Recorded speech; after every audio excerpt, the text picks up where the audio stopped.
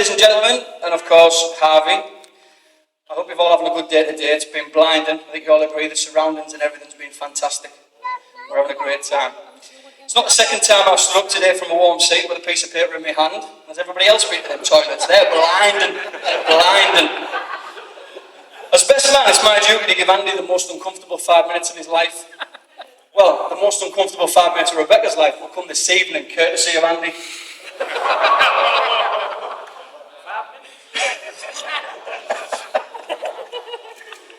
A wise man once told me a best man speech should last as long as it takes a groom to make love. Well, I'm done, and I've overrun, in all fairness. Alright, so have a good day. Gentlemen, I think you'll agree with me that it's a sad, sad day today. Alright, as another beauty off the available list has been taken. Ladies, I think you'll agree. Today's passed by without so much as a ripple. I'd just like to point out, this is the first time I've ever had to make a speech, and it's true what they say, it is nerve-wracking.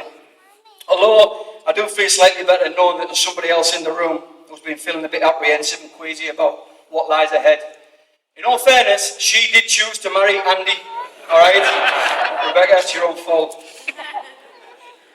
On behalf of the bride and groom, I'd like to thank everyone here for sharing in this unique and special day, particularly those who've travelled long distances. I know Andy said it, I'm going to have to say it because it's in the speech. Special thoughts and what have you got to absent friends and family, and I know Andy and Rebecca will never forget today. It's been awesome. Speaking personally, I'd have preferred you all to stay at home because this would have been so much easier. As Andy said, I've had the pleasure of knowing Andy roughly about 9 years, and we first met, as he said, when he first brought his oldest son Jordan down to play for my under-11s football team. I'd like to say that he brought Jordan down to my under-11s football team because he'd heard about my coaching, my fantastic techniques, everything about it, breed never, alright? The reason he brought him down is because the week before, Jordan was playing for the opposition team who beat us 5-0 and he felt sorry for us. Andy went on to become a player's favourite parent. He was awesome. The patter he had with the lads on the side of the pitch, as he said, he was there week in, week out. The lads loved him, all right? This was rewarded by when we finished it on the 16s level, he got players parent of all seasons, and he was awarded with that by way of a trophy. In all fairness, I think they were feeling sorry for him, because at the end of every season, we did a Dads v Lads game, and without a shadow of a doubt, season on season, Andy had a new arsehole ripped from him. You are going to mention my 75-yard ball, aren't you? No. On a football note, they say that a successful marriage is compared to football. Ensure you're fully committed every week. Try your best to score every Sunday. Make sure you change ends at half time. Don't put your tackle in too hard as you might get injured. And no tackling from behind. As I've already said, I've known Andy for about 9 years, but our friendship was truly confirmed following mine and my wife's hardest ever time. In 2008, my beautiful wife gave birth to Alfie, and unfortunately Alfie passed away at 9 weeks old. And I suffered with an overwhelming feeling of grief, as you can imagine. I went through some depression, and I was just emotionally broke for the months following what happened. But Andy took it upon himself to get me out of that. He parked outside of my house, he was telephoning me, knocking on my door. And at the time, I thought it was just a pure pain in the arse. But looking back now, this man, he saved my life. He's amazing. He's amazing. I owe him, and that's my debt to Andy. He's amazing. He laughed, he joked, he became a great support, and he nursed me back to health. And I owe this guy a great, great debt. So all you might think he's an arsehole, but I think he's great. He's great. I still have days now, 6 years on. And the first person outside of the family to support me is Andy. There's a text, there's a phone call, he's always there, he's never let me down, and hopefully he never will. Alright. I've never had a chance to tell Andy how I feel about him, but I'm hoping in my speech I've told you, I think you're amazing, I really do. I want to take this opportunity on behalf of myself, my wife, my 2 beautiful girls. You're the best friend a man could ever ask for. The best friend a man could ever ask for.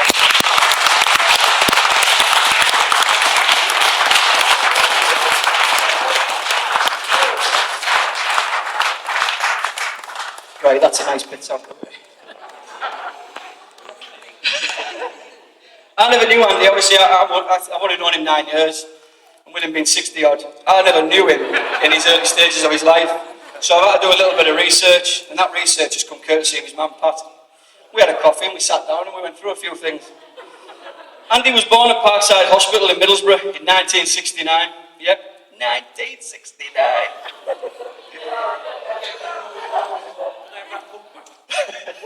He was double breech. It's quite ironic the fact that he was backward the day he was born. Pat went on to say that he was a wonderfully sweet-natured and contented little baby, let down by the fact that he was deeply, deeply ugly.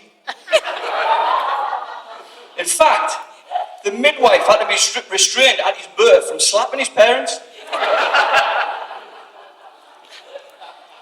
It was apparent how bright Andy was with a recent trip to Pizza Hut. The waitress asked Andy, would you like your pizza cut into 4 or into 8 pieces? Andy's reply was, I'll take it in 4, I couldn't manage 8. Thanks, Andy. Cheers for that, man.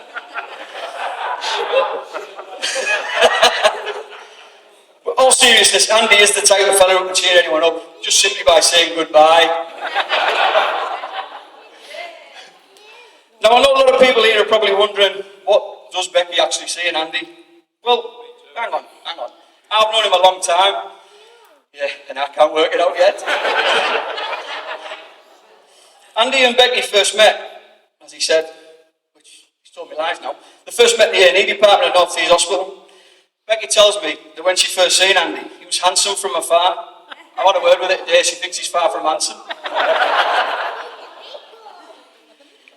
While I was getting a little bit of advice from his speech, I went on the internet to search for things. And the most popular piece of advice I was given, more than any other in a speech, was don't forget to say how beautiful the bride looks. Although that advice was good, there was no way I was ever going to miss that out. Rebecca, you look fantastic today. Fantastic. I think you'll all agree.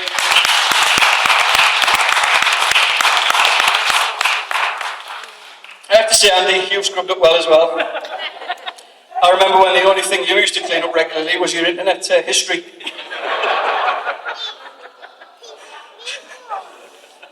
Now, I'm sure you'll all agree that the bridesmaids look amazing.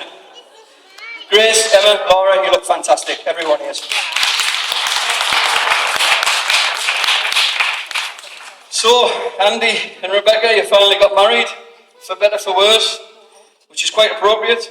As Andy, you couldn't have done any better, and Rebecca, you certainly couldn't have done any worse. As a best man, at this point I'm supposed to offer some worldly advice, but I've only got one piece of advice that I can offer yourselves. And that is, not to go to bed on an argument. You should do what me and my beautiful wife do, and that's stay up all night and fight. At this point now, I'd like to ask the bride and groom to participate, so if you can just stand up, please. If you can face each other. Gaze into each other's eyes. Are we ready? So hold his hand, gaze into his eyes. I just want to make you aware that statistically speaking, you're looking into the eyes of the person most likely to murder you. Hopefully that'll never happen. You can sit out now.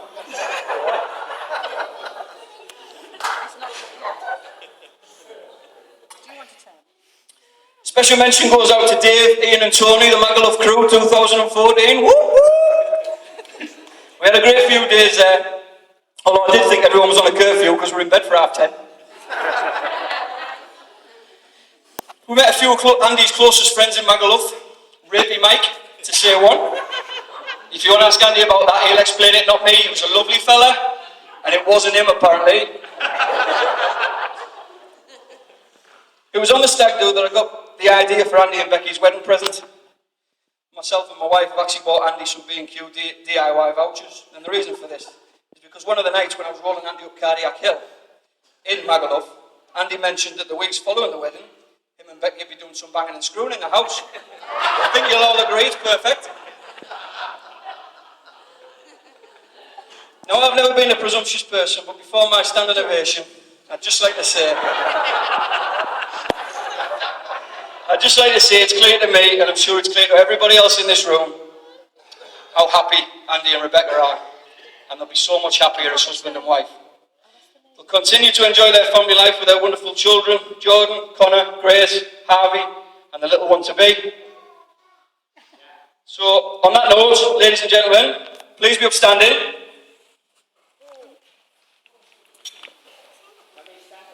Are we all stood up?